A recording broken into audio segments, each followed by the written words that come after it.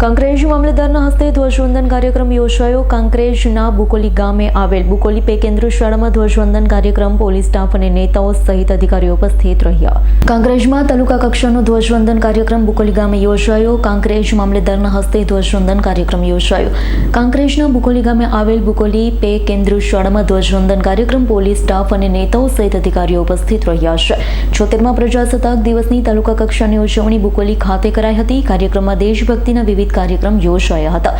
કાંકરેજ તાલુકાના ટીપીઓ અને બુકોલી ગ્રામ પંચાયત અને શાળા પરિવાર દ્વારા કાર્યક્રમનું સુંદર આયોજન કરવામાં આવ્યું હતું।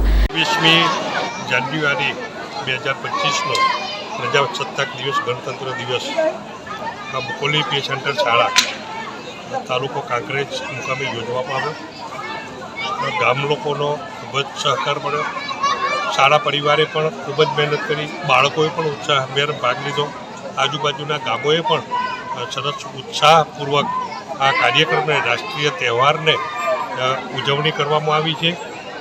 આ ઉજવણી નિમિત્તે ગામના દાતાઓ, જુદા જુદા અન્ય દાતાઓએ પણ શાળા પરિવારને આર્થિક સહયોગ આપી અને શાળાનું ઋણ અદા કરેલું છે।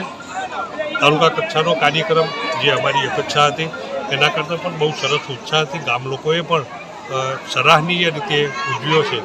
એ બદલ ગામજનોનો અને સમગ્ર શાળા પરિવારનો તથા તમામ વહીવટી તંત્રનો હું આ તબક્કે આભાર માનું છું। કરસનસિંહ સોલંકીનો રિપોર્ટ, S9 ન્યૂઝ, કાંકરેજ।